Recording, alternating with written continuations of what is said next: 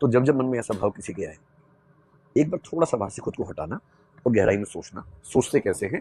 जब आप क्यों हुआ, कैसे हुआ, किसने किया, उनका क्या पर्पस था, कहीं मैं उनका पर्पस पूरा तो नहीं कर रहा, मुझे क्या करना चाहिए। जब आप इस तरह से चीज़ों को ब्रेक करके सोचते हैं तो आप एक अच्छे लेखक भी बनेंगे, एक अच्छे इंटरव्यू के उम्मीदवार भी बनेंगे, एक अच्छे सिविल सर्वेंट और अच्छे नागरिक भी बन जाएंगे। तो उसको मैंने कल थोड़ा संक्षेप में समझाया, तो मुझे उस समय ये लगा कि मेरी जिम्मेदारी है कि मैं कम से कम क्लास में आप लोगों से भी बात करूँ और आप लोग अपने अपने परिवार के लोगों से बात करें। जब माहौल बहुत खराब हो तो अपने हिस्से का माहौल ठीक करना तुम्हारी जिम्मेदारी है।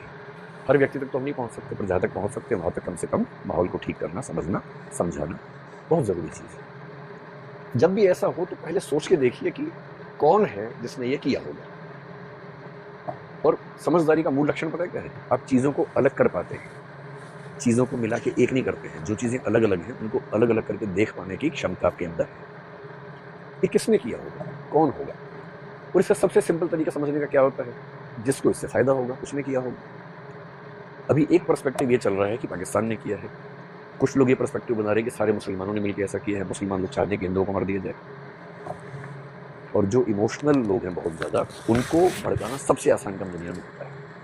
अगर हम दो ऑप्शन लेके चलें, एक लेके चलें कश्मीर के मुसलमान, एक लेके चलें पाकिस्तान। भाई पाकिस्तान को एक कह रहा हूँ, पाकिस्तान भी एक नहीं है। पाकिस्तान की आर्मी अलग है, पाकिस्तान की सरकार अलग है, पाकिस्तान की जनता अलग है। कश्मीर के मुसलमानों को ऐसा करने से क्या फायदा होगा? फायदा होगा या नुकसान होगा?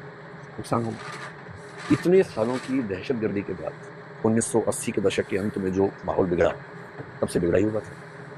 2019 के बाद जब 370 को एब्रोगेट किया गया, तब भी कहा गया कि माहौल बिगड़ेगा, पर माहौल लगभग स्थिर रहा, संभल गया। कई साल तक केंद्र शासित प्रदेश के रूप में शासन चला केंद्र के माध्यम से।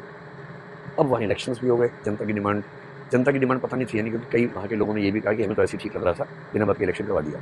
पर ठीक है, जनता का रिप्रेजेंटेशन होना चाहिए, इलेक्शन हो गया।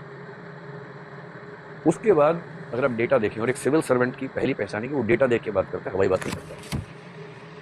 पिछले 2 सालों में जम्मू कश्मीर में टूरिस्ट जो गए उनकी संख्या 22 लाख से 25 लाख थी, और पिछले साल 2.5 करोड़ की संख्या थी।